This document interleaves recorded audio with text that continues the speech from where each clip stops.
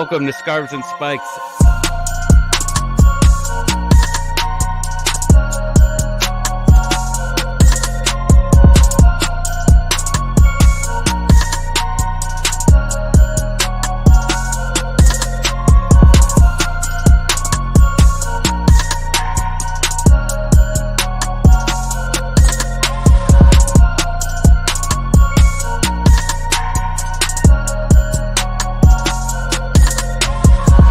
Hello to all the Atlanta United fans. My name is Jurgen Damm, and you are watching Scarves and Spike, an Atlanta United podcast.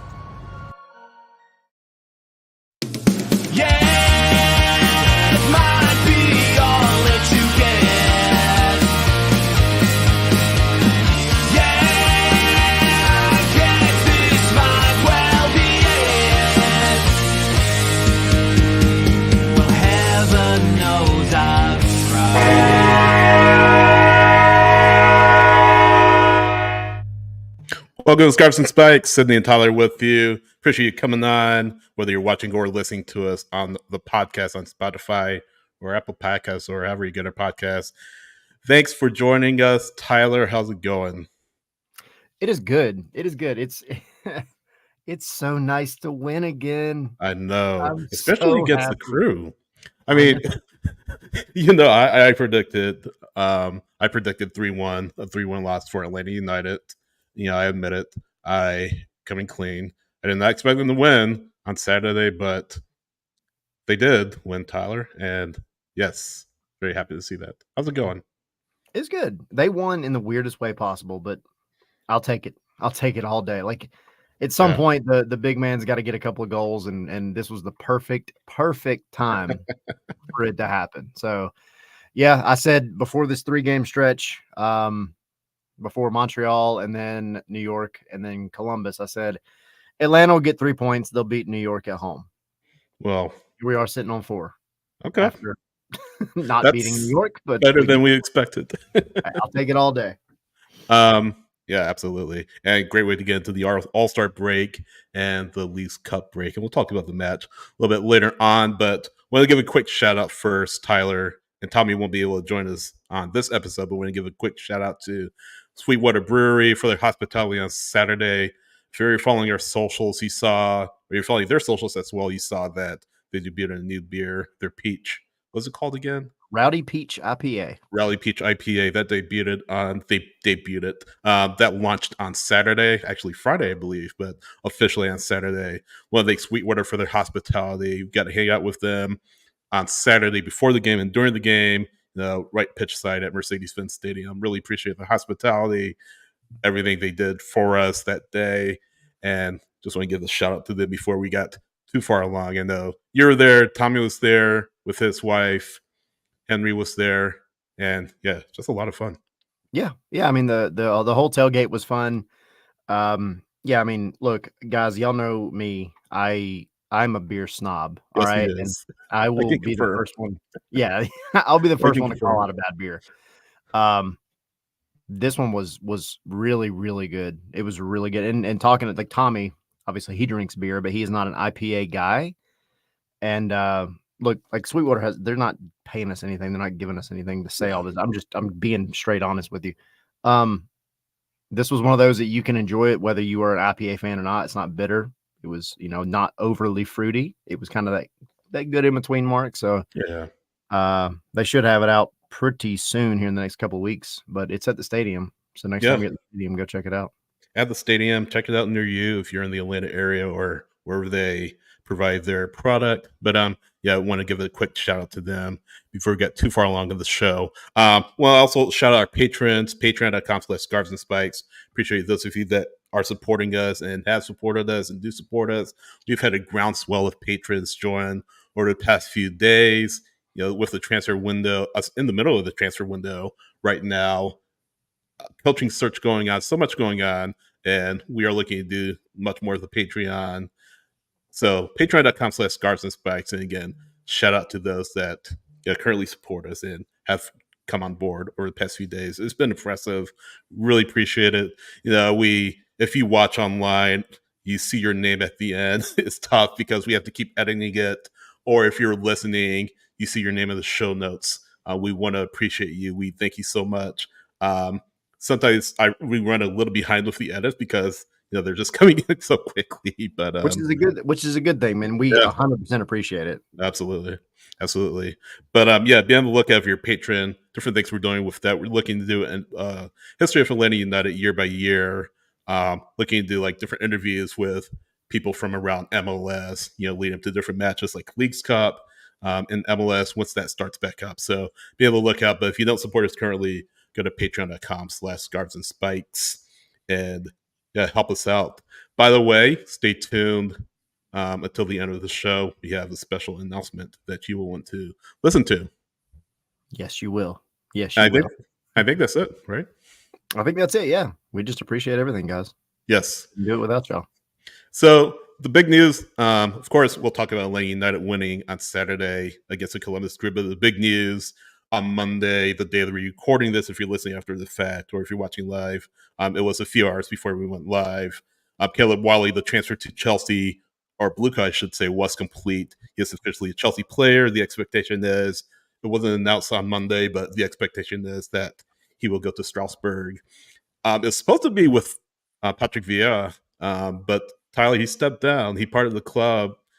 I think it was a mutual parting of ways for him and Strasbourg. So his name has come up in the U.S. men's national team discussions.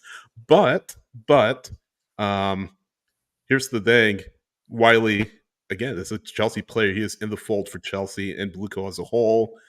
And again, it's expected that he'll go over to Strasbourg to get more playing time. I know you wrote about it, Tyler, on scarfsandspikes.com. So if you're listening, go there. If you're watching, the link is in the chat. But yes, we talked about it a few weeks ago, right before, right after Open Cup, I should say, his last match, that Open Cup match against in the 11.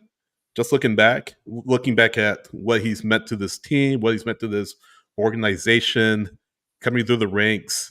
Yeah, as that model player, Tyler, coming through as an academy player first and foremost, moving his way up to the twos, getting a home contract, professional contract, and finally breaking into the first team in 2022 and eventually making his move to Europe with Chelsea. So, yeah, just a big move for Atlanta United, a big moment for Atlanta United. And Garth Lagerwey said, we kind of want to put a pause on acquire players, develop them, and then sell them, but that doesn't mean players won't come up through the system like Caleb did. And he is a model case right now. He is the model case right now of what that player pathway looks like. So good on Caleb. Congratulations to him.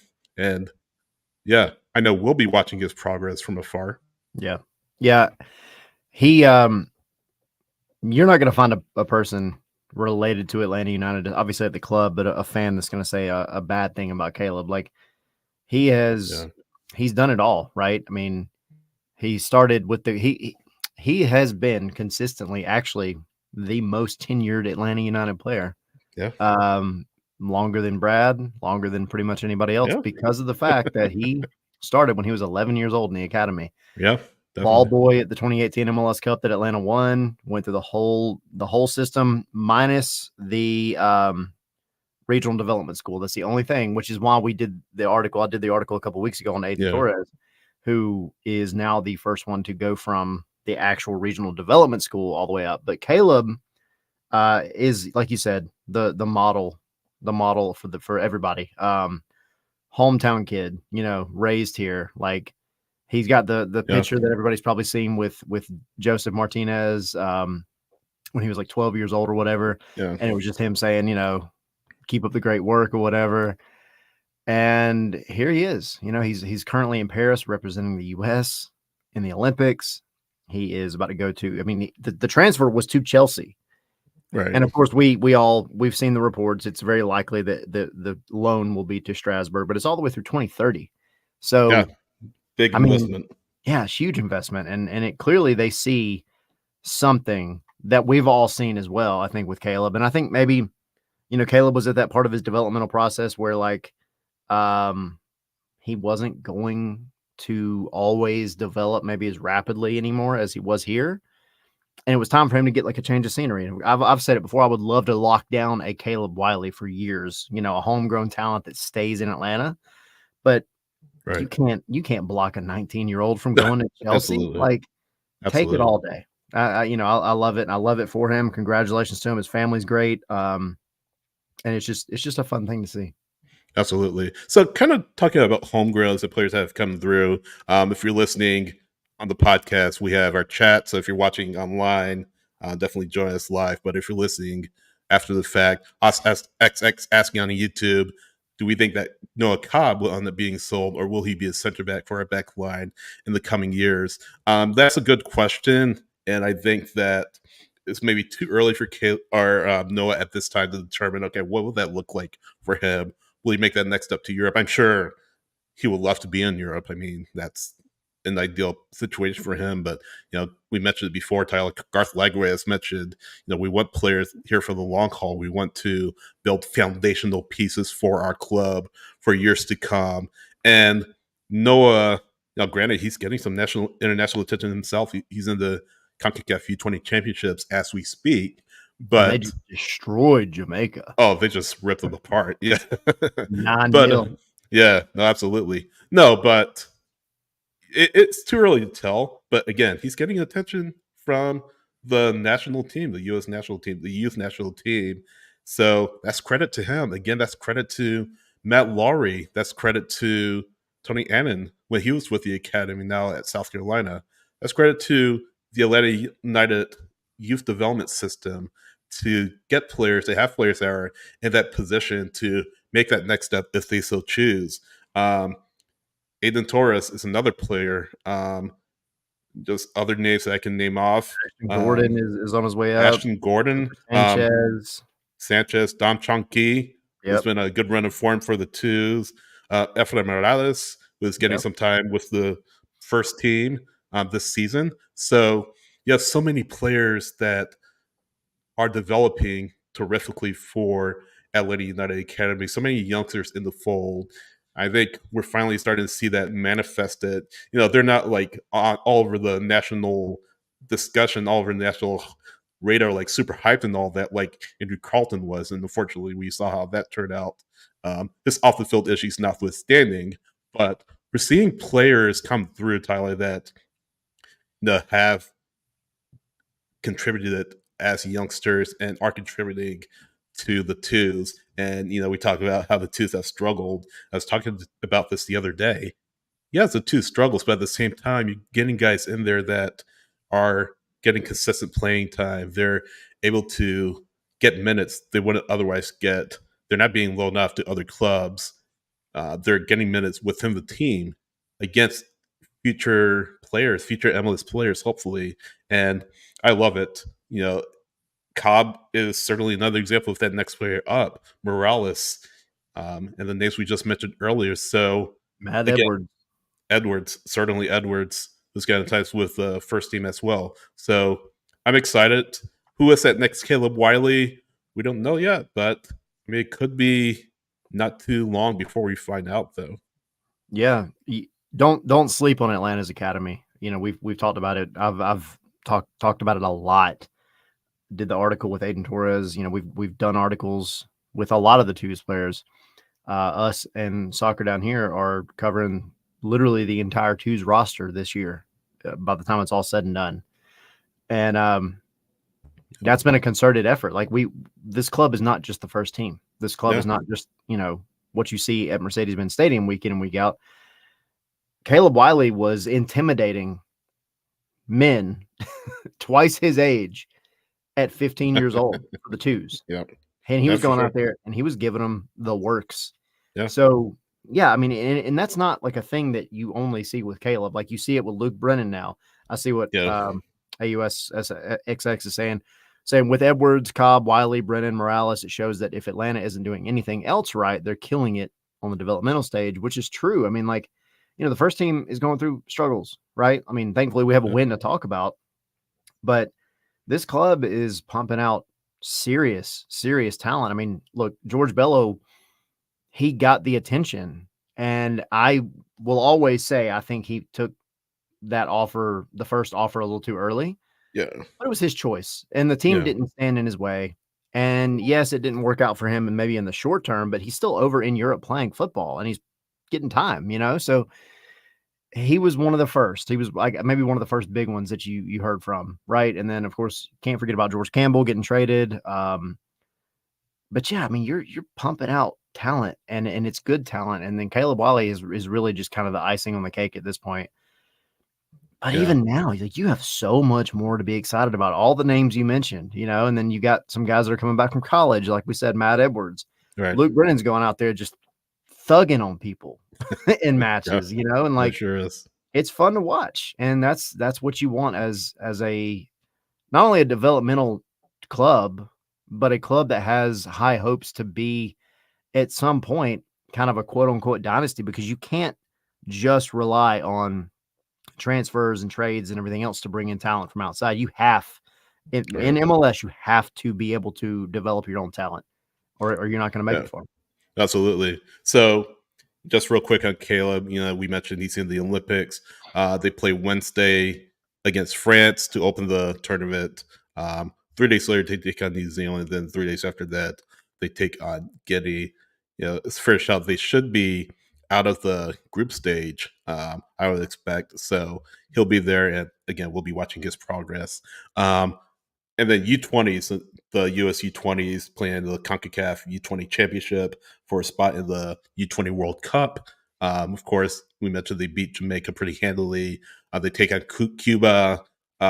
When we're recording this, when we're live, it will take place at 10 p.m. So if you're listening after the fact or watching after the fact, it's a good chance that the match will have been played already. And then Thursday, they play Costa Rica. And yeah, hopefully the U.S. can get out of that. The top 4 teams, the semifinalists, make the U20 World Cup. So they are a good bet to advance to that, I would think. Before we move on, we want to hit on Isaac's comment on YouTube. He's asking, how do we improve the second team? Because they're one of the worst in MLS Next Pro. And to that, I would say, Isaac, I think it's a little bit more complicated question than it seems, because you have young players, you have academy players, you have kids. You literally have kids, 15-year-old kids going up against 17, 18-year-olds. And we have that.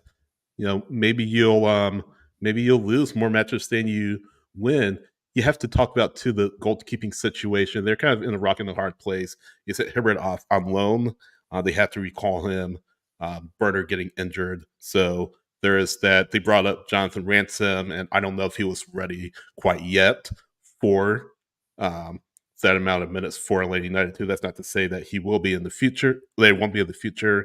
So that's part of it. But yeah, I mean, that it's different factors, and it's easy to say the two suck because they don't. It may not manifest itself in the standings, in the result, but this is young players getting playing time at a, let's say, professional level, a somewhat professional level. So I wouldn't, say throw the baby out with the bathwater, so to speak. I guess. Yeah, What do you think? I think that's part of it. And Omar had a pretty good comment too right after that, so I'll kind of address them both. Omar saying we need to link up with the USL Championship team, shipping off the highly talented academy players to get quality minutes. So I think, and that's part of the variables that you were talking about, Sydney. Like, no player that plays for the twos, whether they're a consistent player or maybe one that gets called up from the academy or whatever, no player is going to say they're okay with losing, because they're not. Steve Cook is not okay with losing. But the overarching picture of what the twos are is they are a development team. And I mean, look, any of them, Nick Firmino, who's up and down, Luke Brennan, who's up and down, Ephraim Morales, who's up and down. And then the ones that are coming up from the academy, Chong Kui, Ashton Gordon, like all of them, they want to go win the trophy. But for their own individual development and kind of learning more about Atlanta's kind of like philosophy and everything is the biggest thing that's kind of their benefit. And you have to look too, like, every academy and every pipeline takes their philosophy different. Yeah. Some teams will go out and put out like a prime starting 11 every single match day for their second team. But then you look and you look at like they're doing great, fine, in MLS Next Pro. They're doing great, whatever. But they are not consistently bringing up talent that's actually making a difference for their first team all the time. While Atlanta is. Yes, Atlanta, they're not going to have the chemistry. The twos are not going to have the chemistry because they're literally a revolving door. And, the beginning of the MLS season, you have the academy teams that are playing through their season. So you're not going to get your Aiden Torreses. You're not going to get your Ashton Gordons all the time. They're not going to get minutes in the twos.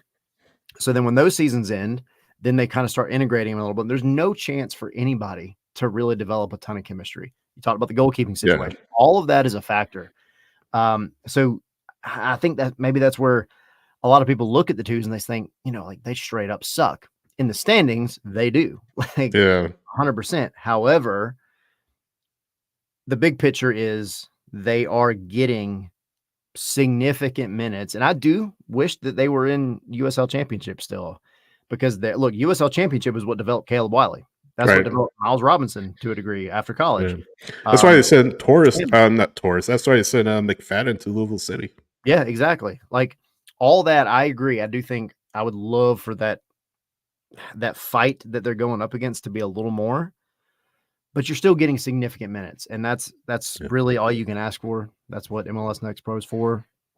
And then, of course, you have other teams out there that MLS Next Pro is that's their last hurrah. Chattanooga. Perfect example. Like they're in it to win the cup. Like they don't have another team to go to. Right. So lots of factors, but they're doing the overall job the right way. Are you getting a Wiley Chelsea jersey or a Wiley Strasburg jersey when it comes out? I don't know. Maybe. Yeah. If I do, that means he'll just leave Chelsea or Strasburg as soon as I get it. But it's sold off after 2 years. No, but good for Caleb. This is a fantastic move for him. As he said earlier, Tyler's Atlanta kid through and through. Grew up in the Morningside neighborhood of Atlanta. Great family, great parents, and wish him all the best 100%. In Europe. So, as Caleb Wiley, his chapter with Atlanta United has been written. We now move on to Atlanta's victory over the Columbus Crew. Got a dub. Feels good to say that. No, but terrific win. You go down 1-0. You're like, oh my gosh, here we go. On a tap in by Ardosi. You're like, oh my gosh, here we go. This is it. And then Saba to Stian, not just once but twice. Essentially the same play, same set play. And those are your first 2 set piece goals of the season came on Saturday night. That's incredible. One thing that Rob Valentino mentioned after the match, he shouted out Liam, the assistant coach. Yeah, Liam Curran, assistant coach. Mm-hmm. So he's been on fire, drawing these plays, right? These set plays for Atlanta United to 3 goals. You can owe to Liam in the past couple of games. Hey, I mean, keep him on the staff when you bring in the new manager. But yeah, one thing I saw someone mention on social media is the team is playing together. The team is playing like they have nothing to lose, and you're seeing it. You saw it with Saba, you saw it with Stian. That connection the two of them have. And we mentioned it, just that connection on the right side with Lennon, with Saba. Earlier the season, or different parts of the season, Saba wasn't getting service. It was frustrating because you see him waving his arms around, begging for service from his teammates. He wasn't getting it, and it's easy to see why he was frustrated. He's out on an island. He's not getting the ball. I think Atlanta and I were just trying to force things up the middle rather than relying on their outside wingbacks or wingers to make things happen, to search the ball in the box. You don't have that GG. Great, you don't have that GG. You don't have that Joseph Martinez. But you do have that a tall guy in Gregersen who can maybe get his head to a ball or two and make things happen. That's exactly what he did on Saturday.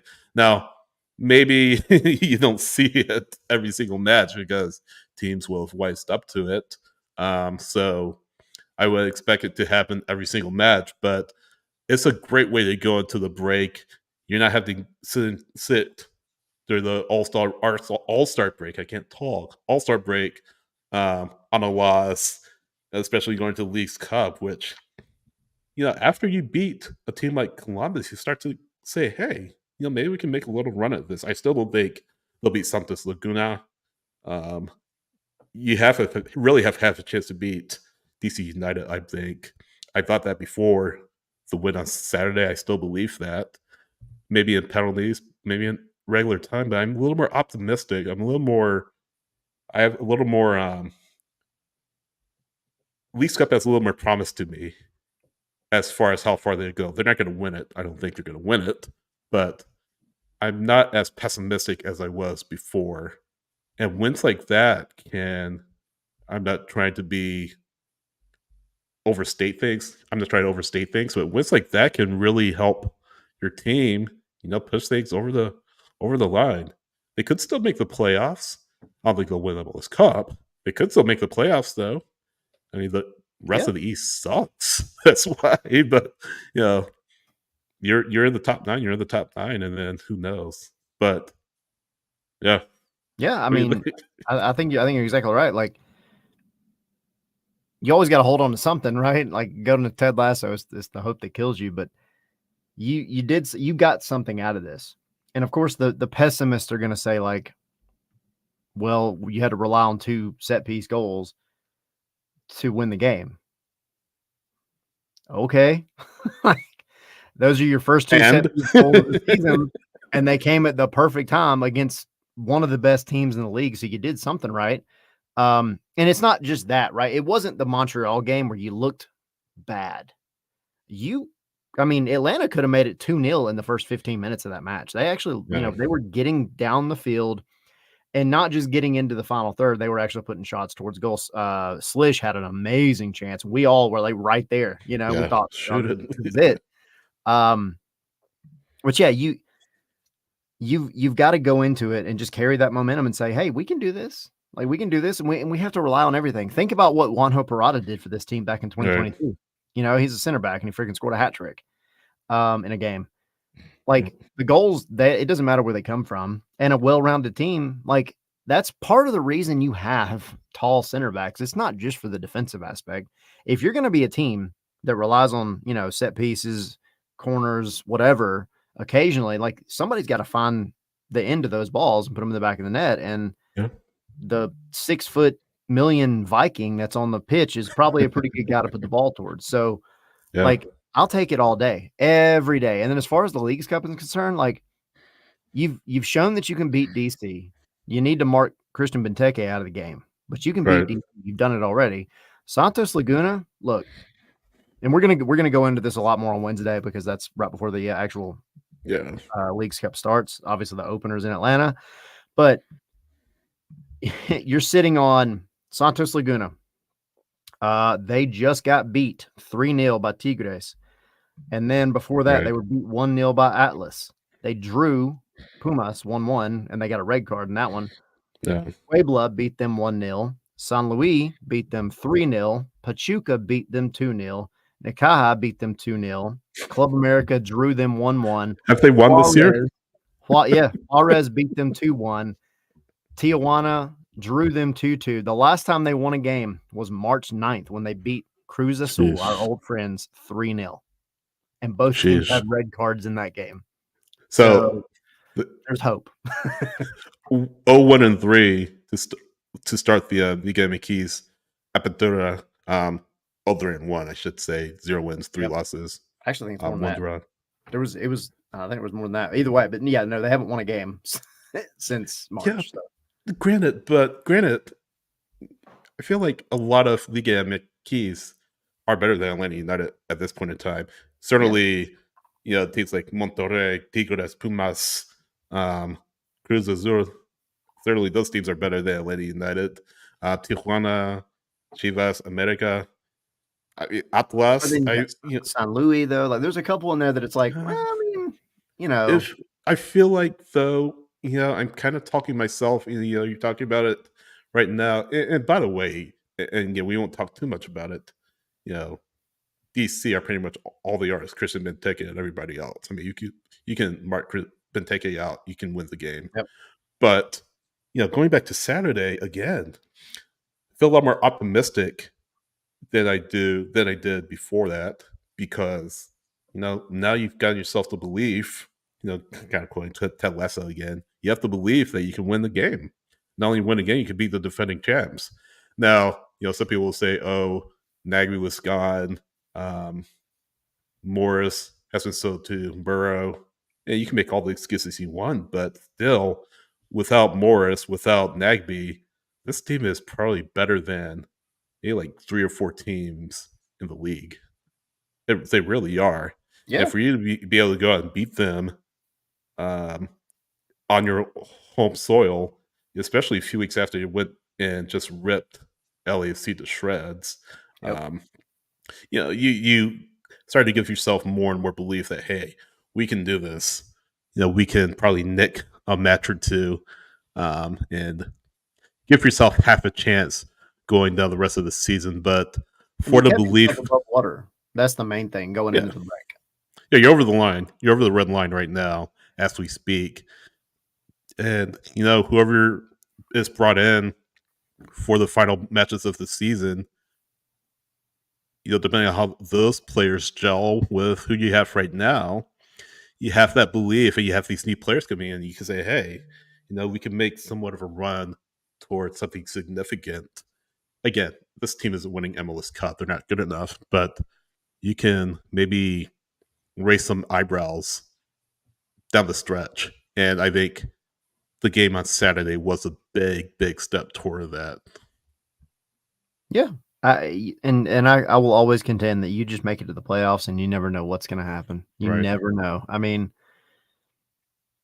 look, I'm hopeful. I'm always hopeful. I'm the last one out of our entire group to be the one that says, "Oh, Atlanta's going to lose this game," even though I'll be the first one to say I thought they were going to lose against Columbus. But you got to get to the playoffs, and that's what I've been saying for the past couple of weeks. Like, you have to go into these matches, get something out of them, because you're just trying to keep your head above water until you get the reinforcements in. And going back to some of the points that we made before, about guys that are trying to step up and maybe haven't been as effective stepping up, but Saba stepped up. Like, Yeah. he did everything he had to do. He got the assist. He had opportunities. He's been working like crazy, and it finally paid off like in a really good way. I'm happy for Slish, because Slish was playing like a number 10 in this match. Yeah. He was so far up the pitch. And yeah, Jack saying credit to Saba. I think he's really stepped up since the Euros. I agree. But yeah, Slish was another one that is just super involved in the game, and I think he's looked really, really good. And you've got things to be optimistic about, and I get it. Like, it's frustrating with the way that this team has been playing lately, but you've made it to the quote unquote break. We've reported it multiple times what Garth has said he wants to do. They want a DP 10 and 9. Right.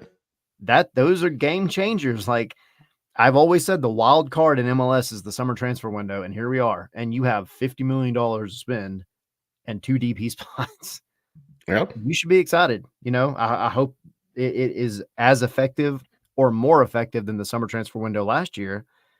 And you could be looking at a fun rest of the season. And you just have to hope they do well in the playoffs. I want to carry on that note about Saba as well, because his goal and his 2 assists on Saturday gave him 20 goal contributions in his first 30 regular season matches with the team.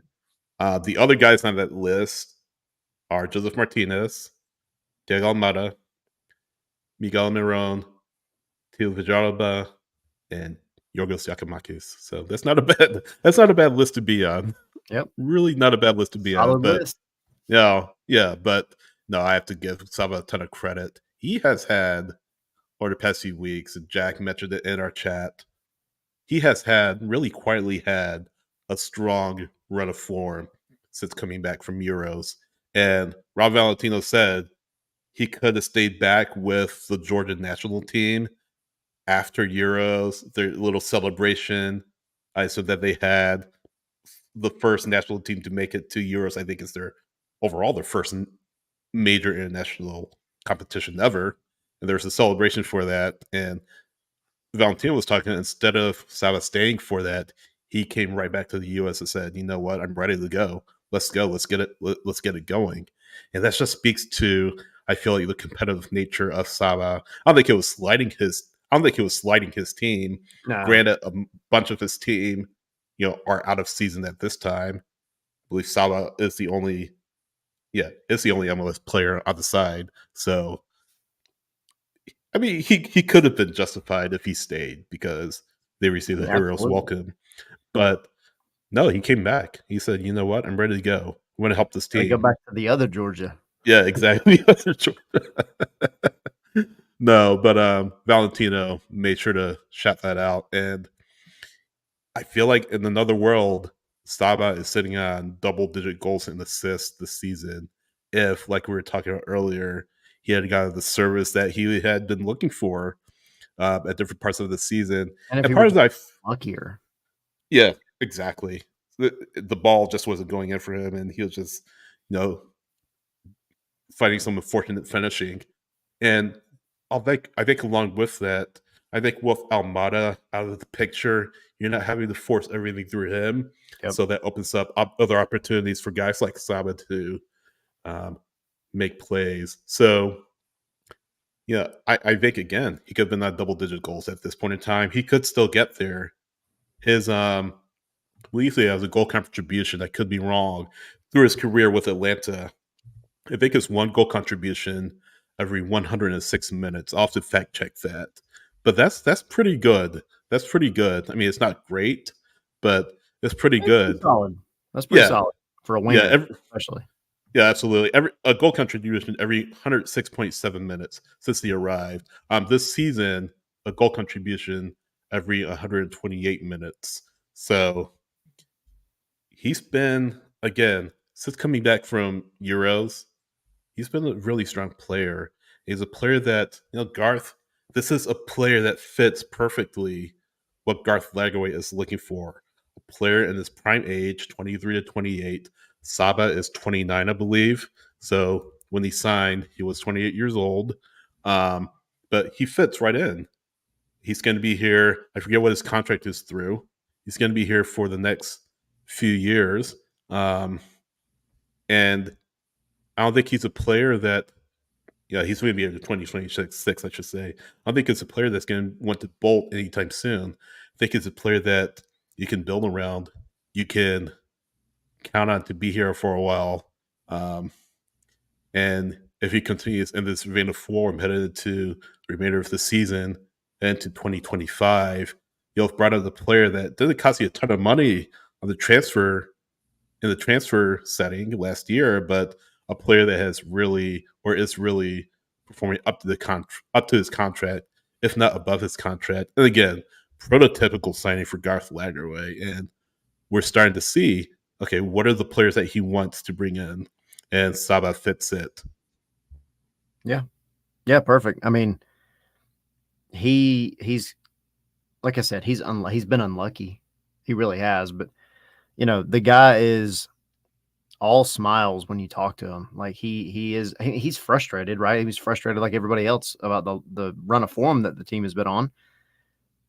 But he's super optimistic. I've talked to him a few times in the locker room this year, and kind of ask him, like, how does the team get out of that mindset? Like, how do they move past the tough results and all? And he's like, we just got to, put our head down and like just focus, man. And what can you say? But he's just like he gives off the vibe that he's just like that prototypical. We have to look at the next match. Like, screw what just happened. It's frustrating, but I want to go to the next one and I want to do it. I want to go and I want to be the guy and I want to make this team win.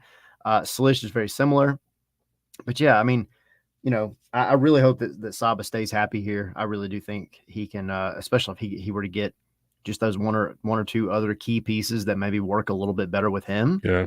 Then I think his numbers will skyrocket. They're already great because he's trying to put the team on his back.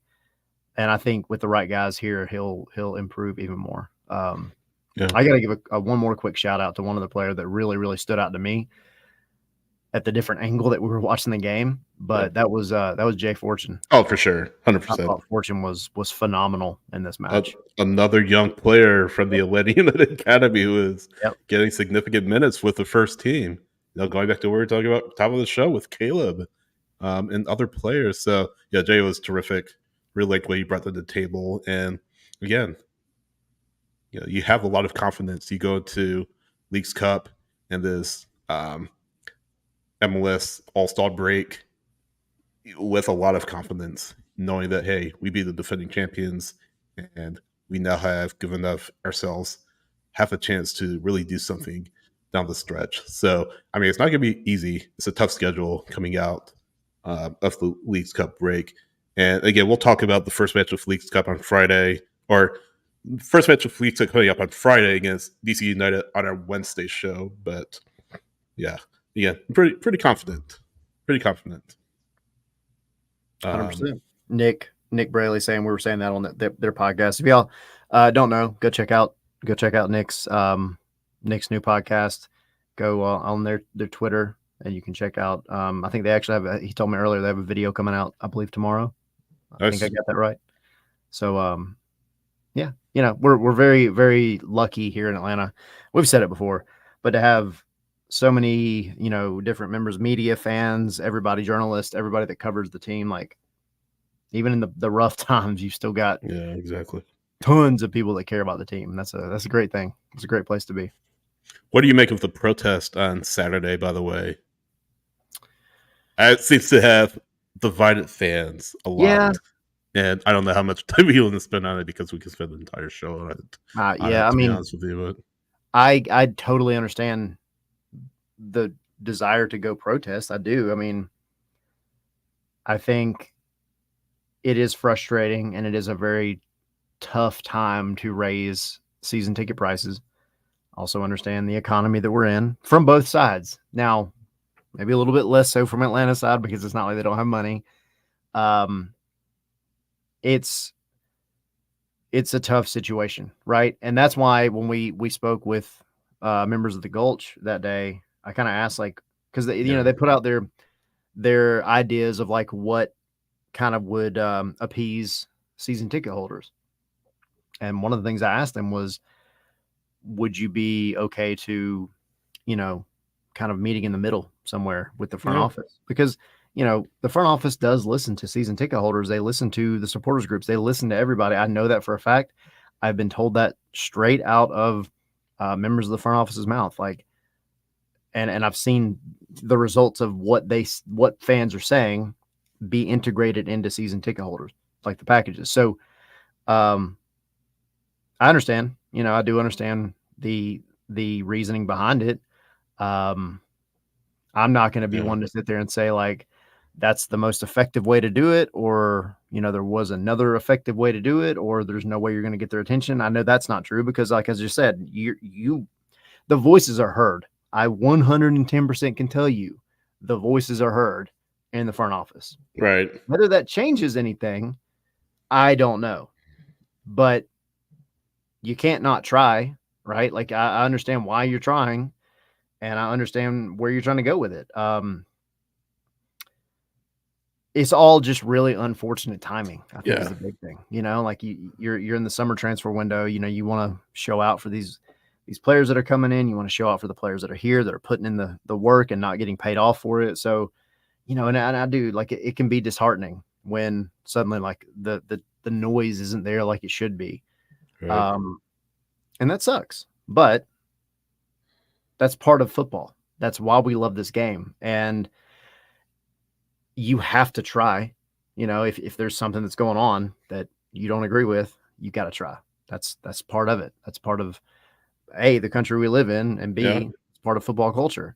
At the end of the day, no matter what happens, I do hope that the fans stay, and I do hope that the fans continue to show up and make noise, right? Support this group and make the Benz what it should be, which is a fortress that other teams are absolutely terrified of playing in.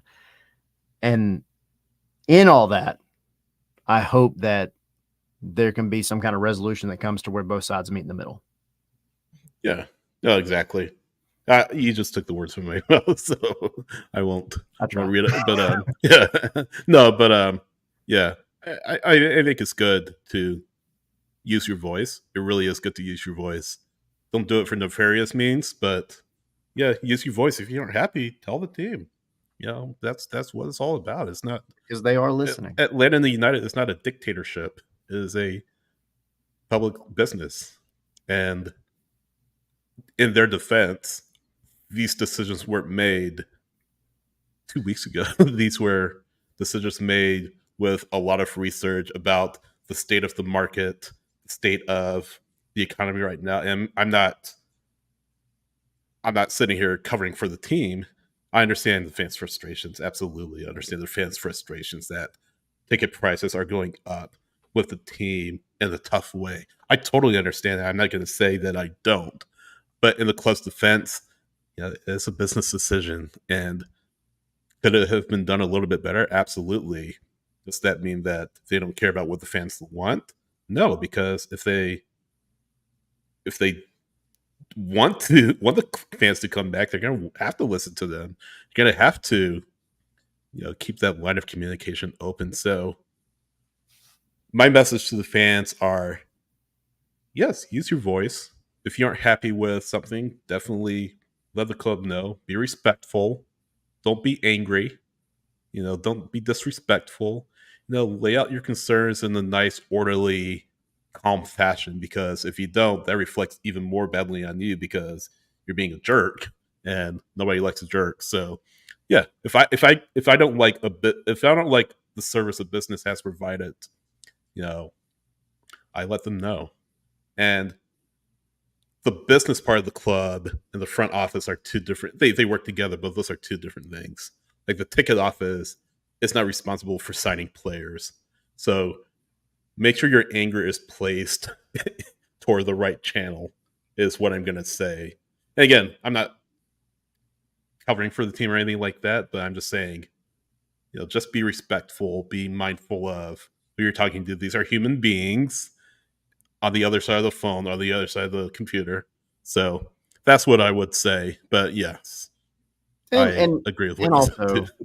Keep it respectful to each other. I've seen social media with some fans, dogging the quote unquote other side, in and out of supporters groups and all. And I mean, don't do that, right? Like everybody's in the building to cheer on the same team. We don't want supporter group drama. We just don't want anybody fighting each other. Like at the end of the day, we're all there to do the same thing, right? Like everybody's there to cheer on the team. Everybody's there to make noise, have fun, hopefully win at the end of the day. Be respectful. It's a life lesson. But, be nice. Make your voice heard because that's part of it. Absolutely. But just be nice. Yeah. Yep. Real quick, are you watching Goalie Wars and the All-Star festivities? No, I need to pull it up. I honestly forgot that was going on right now. Well, I didn't know it was going on. I think it's on Tuesday. I'm tripping. Today is Monday, dude. Yes, no. I will watch it. I don't even know what day it is. Yes. Yeah. I will be checking it out. Yes, All-Star Skills Challenge going on Tuesday, lore.com, 7:30 p.m. That'll be on MLS Season Pass. And then the All-Star game is on Wednesday. I believe there's a 7 o'clock kickoff or thereabouts on MLS Season Pass. So check that out if you can. Check that out if you are free that night. And watch MLS hopefully beat Liga MA Keys. From your mouth to God's ears. Please. And then also MLS teams beat Liga MX in the Leagues Cup. And Leagues Cup, just like last year. Yes. Do we want to make our announcement? Yeah, let's do it. So Wednesday, be sure you are listening, watching. Be sure you're tuned to your favorite pod catcher of choice because we will have Atlanta United interim head coach Rob Valentino join us. And full disclosure, we'll disclose it. It will be a pre-recorded interview because of Rob's schedule. But we'll be sitting down with him, talking to him, He'll be answering questions about Atlanta United, answering questions about the team right now. and looking forward to it. Really appreciate Atlanta United setting this up for us. So Rob Valentino, we'll feature our interview with him during Wednesday's show. So if you're watching, definitely watch at 7 p.m. If you're listening on the podcast feed, definitely be on the lookout for that on the feed shortly after the show. But yeah, really excited about that. Really excited to have him joining us and get to pick his brain for a little bit. Yeah, interview is going to be that day, so it's not like it's going to be old news by the time we air it on the show. Also, if you're not part of our Patreon yet, go join that. We're look, guys, we have a little bit of time with him. We're going to talk to him about his coaching philosophy, the team, taking over the team, what he's learned in the many years that he's been in Atlanta United, from the variety of faces that have been through. I mean, we're gonna have fun though. Like, that's what we do. We're not just we went into this podcast back in the day saying we were never going to be, Walter Cronkite sitting up here reading the news. Like, we want to have fun, so we'll have fun with Rob. And so if you're not, seems like he, has fun. Oh, for sure. He's like a fun guy. Sure.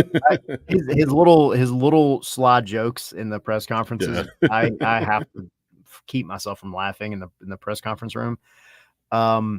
But no, we'll have a good time with him. But go join the Patreon. Yes.